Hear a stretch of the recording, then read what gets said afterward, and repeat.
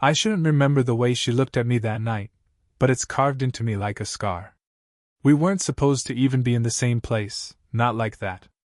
The parking lot was nearly empty, the hospital behind us humming in the distance, pale lights cutting across the asphalt.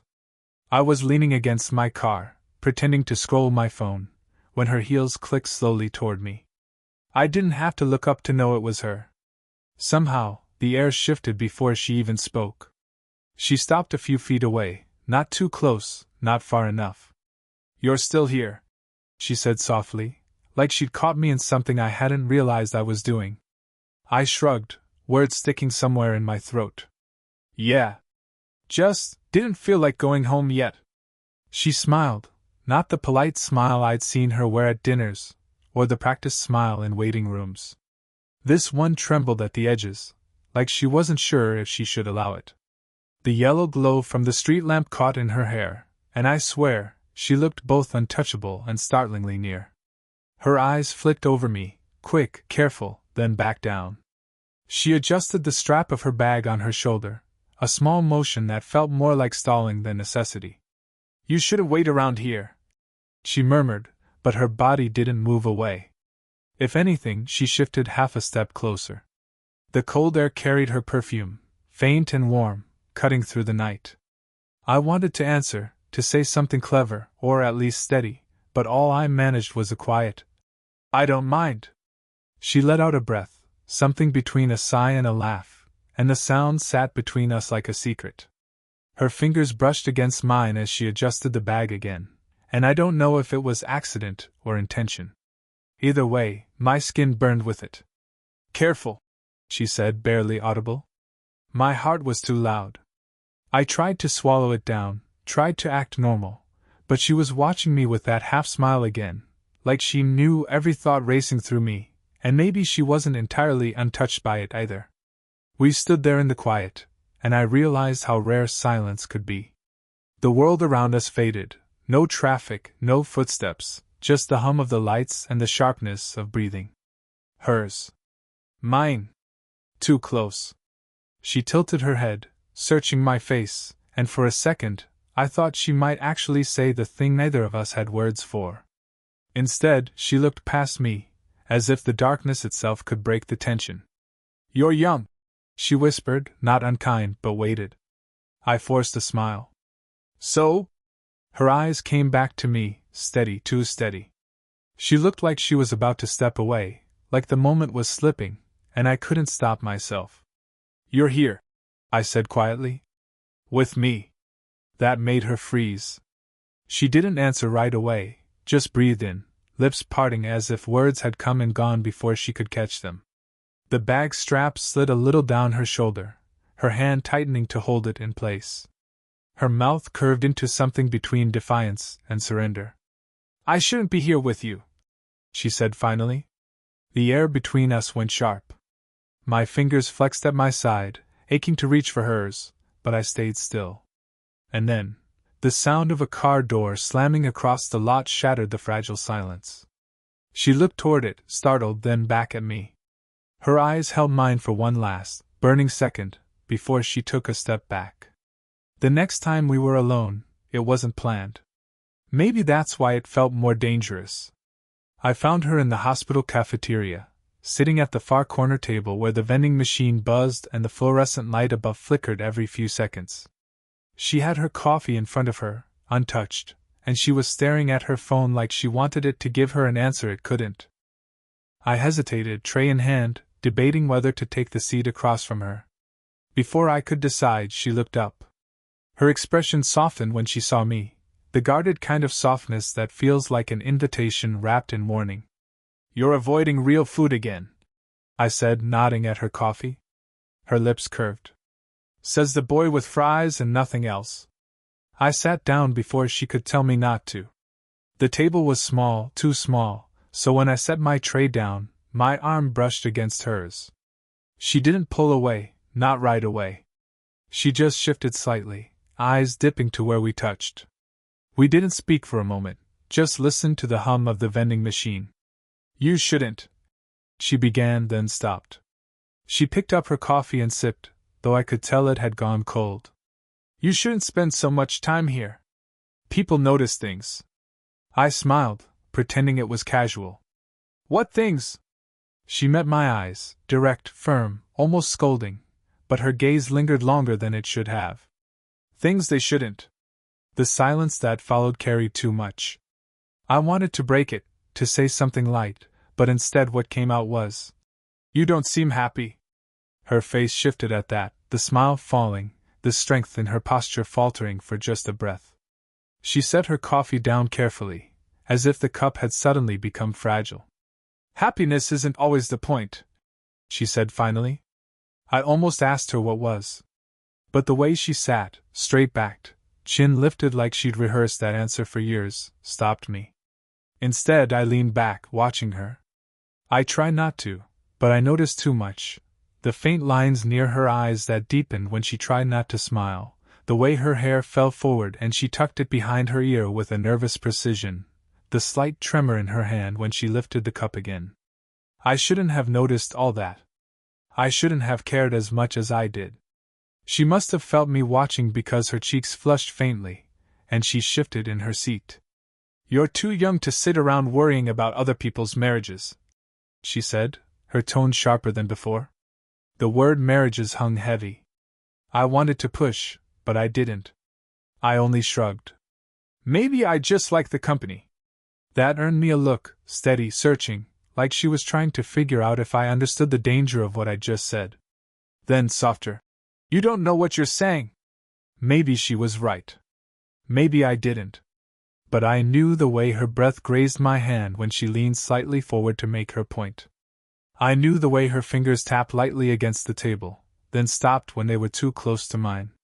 We sat like that for what felt longer than it could have been, our hands almost touching, her coffee cooling between us. Finally, she laughed quietly, though nothing was funny. "This is ridiculous." I leaned in, my voice low. "Then why are you still sitting here with me?" Her lips parted, but no words came. For a moment, I thought she might stand and leave. Instead, she reached across the table, brushing an invisible crumb from my sleeve. The touch was light, fleeting, but her fingers lingered a fraction longer than necessary. Her hand stilled. She pulled back slowly, deliberately, her eyes never leaving mine. That pause, her hesitation, her hand frozen just before retreat, felt louder than any confession could have been. And in that silence, something between us shifted, fragile but undeniable. It happened late, when the corridors of the hospital were half empty and the night staff moved like shadows. I hadn't expected to see her again that day, but she was waiting outside the physician's lounge, leaning against the wall as though she'd just stepped out for air. She looked tired, not in the careless way but in the kind of tired that shows in the eyes more than the body. Still, when she saw me, something lit, not joy exactly, but recognition that made my pulse trip. "You shouldn't linger around here," she murmured, almost the same words she'd used before. But she didn't walk away. Neither did I. We stood too close in that narrow hallway, the faint scent of antiseptic mixed with the warm trace of her perfume. I could hear the faint hitch in her breath when someone's footsteps echoed from down the hall. Her arm brushed mine, just lightly, but neither of us moved. "Long day?" I asked, my voice lower than it should have been. Her lips curved faintly, though it didn't reach her eyes. "They're all long." I wanted to ask more, to press where it hurt, but a door opened at the end of the hall. A nurse stepped out, clipboard in hand, her gaze sliding past us. For a heartbeat I thought she'd stop, that she'd see the way we were standing, too near, too intent. But she kept walking. We both exhaled, almost at the same time. "That was close," I whispered. Her eyes darted to mine, sharp and warning, but underneath, something softer. "This isn't a game," she said. I swallowed. I know. But my body betrayed me. My hand lifted as though to touch her arm, then froze halfway. I let it drop, clenching it at my side. Her gaze followed the motion, then lingered on me, searching, almost daring. The silence grew thick. I could hear my own heartbeat, and I wondered if she could too. When she finally spoke, it was barely audible. You don't realize what this could cost. Her words should have pushed me back. Instead, I leaned in, close enough that her hair brushed my cheek. Then why are you still here? Her breath caught.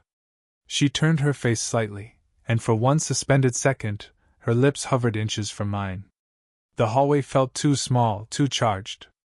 Every sense sharpened, the faint hum of fluorescent lights, the warmth radiating from her skin, the way her fingers gripped the strap of her bag like it was the only thing holding her in place.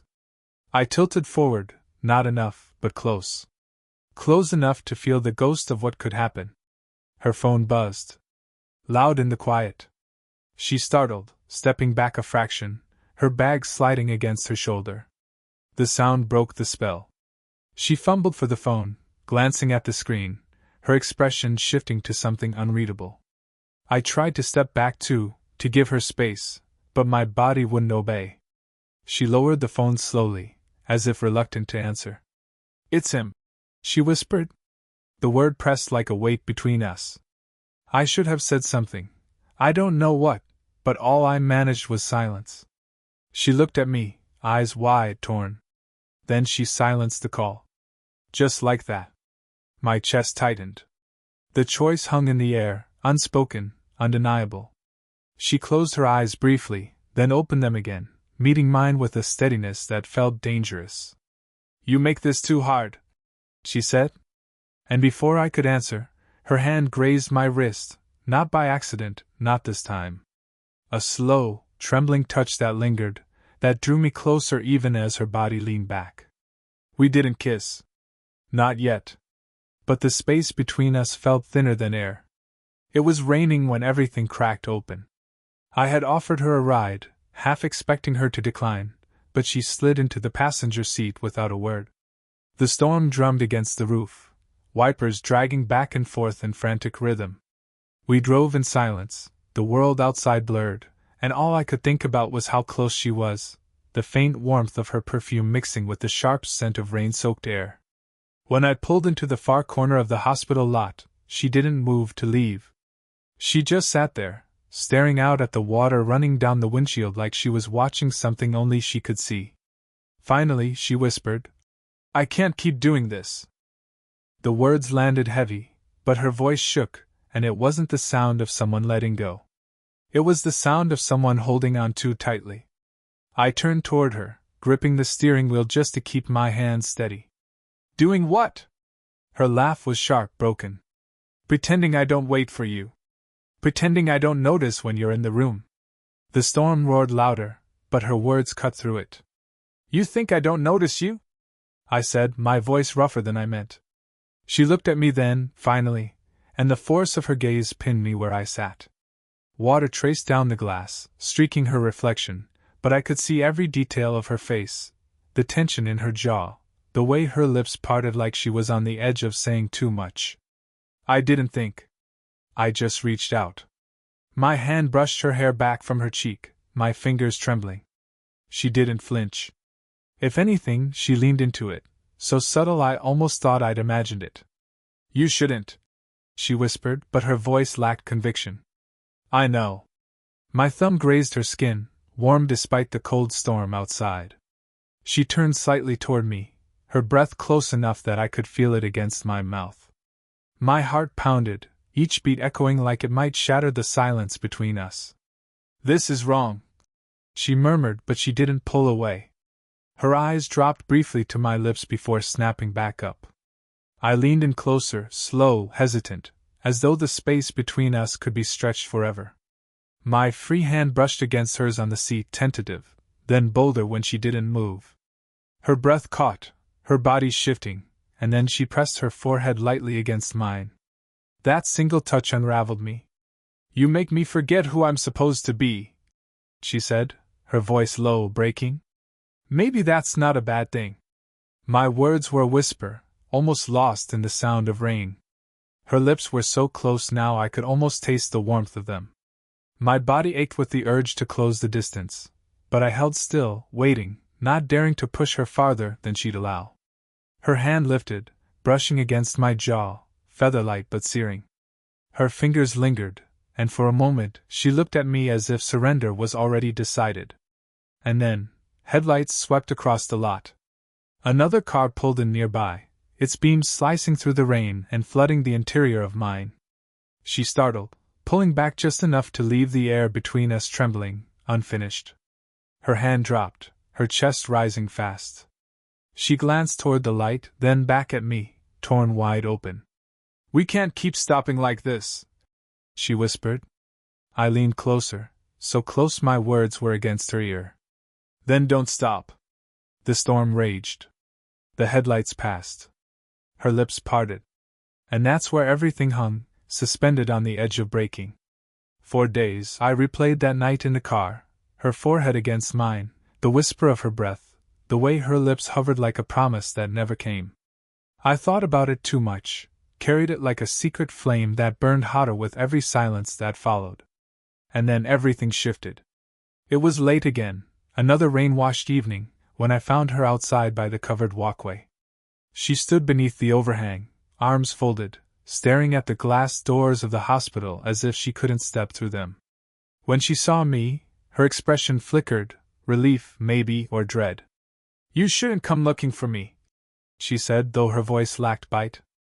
"I didn't," I lied. "I just ended up here." Her eyes searched mine, as if testing the truth, but she didn't press. Instead, she let out a shaky laugh. "You're not very good at hiding things." Before I could answer, she lowered her gaze. Her hands tightened around her arms, knuckles pale. "Someone asked me about you today." The words landed sharp. "Who?" "Another nurse. She noticed how often you're around." Her lips curved, but it wasn't a smile. "She said I seemed lighter lately?" That I smiled more. A silence pressed between us. My chest tightened. "And?" I asked carefully. Her throat bobbed as she swallowed. "And I told her it was nothing. That I hadn't noticed you." The sting hit harder than I expected. I stepped back, needing distance, but she followed with her eyes, almost desperate. "You think that didn't hurt to say?" she whispered, voice cracking. Her body trembled then, not enough for anyone else to notice, but I saw it. I always noticed. She hugged herself tighter, as though holding in what she couldn't admit. I moved closer, my hands itching to pull her arms down, to steady her. "Why lie?" Her gaze snapped up, wide and fierce. "Because if I told the truth, it wouldn't stop there. Do you understand? If I said what I feel." She cut herself off, pressing her lips together, as if she'd already said too much. My pulse roared. "Say it." Her breath came uneven now, fogging in the cool air. She shook her head, stepping back, but the walkway was narrow and I closed the space before I realized I had. My hand brushed her arm, lightly, and she froze as if the touch anchored her. "I can't," she breathed. "You already did," I whispered back. For a long moment she didn't move. Her body leaned against the glass door, her shoulders tense, eyes darting like someone might appear any second. But her fingers loosened from her own grip, falling just enough to graze mine. That single contact set my whole body alight. "You don't understand," she said softer now. "I've been careful my whole life. Careful with him. Careful with myself. And then you—" She trailed off, shaking her head, her hair falling forward until I tucked it gently behind her ear. My hand lingered against her cheek, her skin warm beneath my palm. She leaned into it, eyes fluttering closed for a second that felt like forever. Then, a sound. Footsteps inside. She jerked upright, pushing past me. Her shoulder brushed mine, hot, urgent, leaving a trail of electricity in its wake. The glass door clicked behind us as a doctor exited, giving a polite nod before walking into the rain. We stood frozen, hearts pounding, pretending nothing had happened. When the coast cleared, she finally turned, her voice raw. "You need to stop coming near me." But her body betrayed her, she didn't move away. Her hands still hovered near mine, her breathing too quick. I stepped closer again, close enough that our clothes brushed. "Tell me you don't want this," I said. Her silence was the answer. And then she whispered, trembling, "Meet me tomorrow." "Not here." The storm outside swallowed the rest, but her eyes told me enough. Everything had just changed. She chose the place, not me. A small cafe on the edge of town, the kind where the lights were dim, the chairs old, and the regulars long gone by evening. When I arrived, she was already there, seated at a booth near the back. She looked different in the low light, softer, but also more fragile. Her fingers traced the rim of her glass like she was rehearsing words she wasn't sure she could say. I slid into the seat across from her. No greeting, no small talk. Just the sound of rain pattering against the windows again, the storm following us like it had been waiting for this moment. "You came," she said quietly, as if surprised. "You asked?" I answered. Her lips curved, but it wasn't quite a smile. "I shouldn't have." I leaned forward, my arms resting on the table, closing the space between us. "Then why did you?" She looked at me for a long time, long enough that I thought she wouldn't answer. Finally, she whispered, "Because I can't stop thinking about you." The words cracked something open. I reached across the table before I could think better of it. My hand brushed hers, tentative. She didn't pull away. Her fingers trembled, then stilled beneath mine, as though the fight had drained out of her. "This isn't safe," she murmured. "I don't care." Her laugh was broken, almost a sob. She slid her hand fully into mine, her grip tight, desperate. "But I do." For a moment neither of us moved. The storm outside grew louder, the cafe quiet around us, our breathing the only sound that mattered. Then she pulled her hand free, not to retreat, but to slide out of the booth. She stood there, waiting, her eyes locked on me. I rose, my pulse hammering, and stepped close enough to feel her warmth. "This is the part where we decide," she whispered. Her voice shook, but her body didn't move away. I lifted a hand, brushing a strand of hair from her face. My fingers lingered at her temple, sliding down her cheek, committing her to memory. She closed her eyes briefly, leaning into the touch, her breath uneven. "If we do this," she said, "we can't take it back. Maybe I don't want to."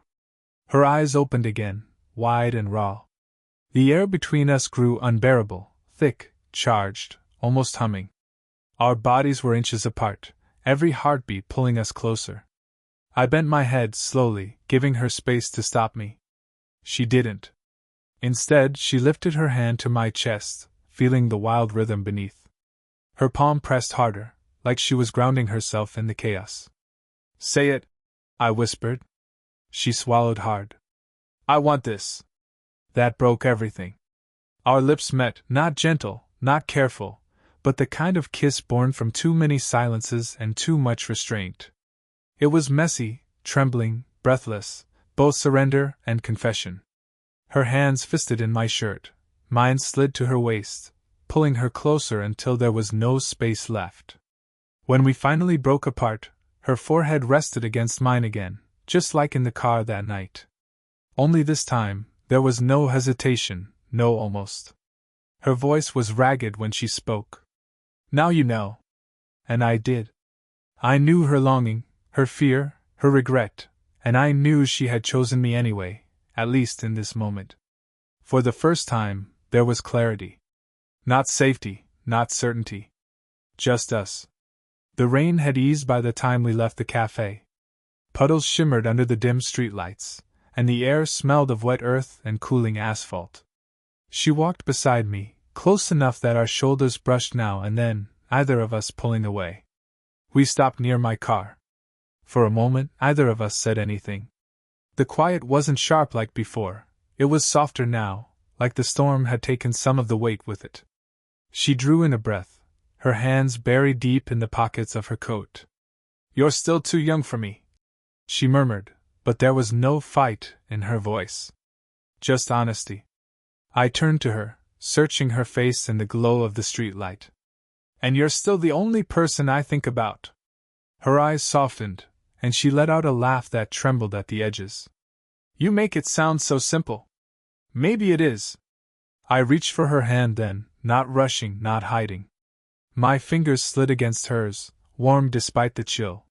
She hesitated for a heartbeat, then threaded her fingers through mine, holding on as though the world might try to take it away. Her grip told me more than words could. "I've spent so long being careful," she said quietly, staring down at our joined hands. "Careful not to want too much. Careful not to make mistakes I couldn't undo. And now?" I asked. She lifted her gaze, steady this time. "Now I don't want careful. Not with you." That admission undid me more than any kiss could have. I stepped closer, free hand lifting to her cheek, brushing lightly across her skin. She leaned into the touch, her body melting against mine as if she'd been waiting for this permission all along. I bent my forehead to hers, the familiar press we'd hovered on so many times before. Only now, it wasn't hesitation. It was choice. She exhaled, her breath mingling with mine. "I don't know where this will go," she whispered. "Neither do I." My thumb traced her cheekbone, slow, reverent. "But we're here." And then I kissed her again, softer this time, lingering, full of everything we hadn't said. Her arms slipped around me, holding tight, and I wrapped her close until the world outside disappeared. When we broke apart, she stayed in my arms, her head resting against my chest. We stood like that for a long while, not needing words, the silence now a comfort instead of a burden. Finally, she tilted her face up, her lips brushing the underside of my jaw. "I should be terrified," she said, half smiling. I kissed her forehead, lingering there. "Me too. But I'm not." Her laugh was quiet, real this time. She squeezed my hand again, grounding herself. And as we stood together in the empty lot, the storm passed, leaving only the warmth of her body against mine, the certainty of her fingers intertwined with mine. For the first time, it didn't feel like we were stealing something. It felt like we'd chosen it. And that was enough.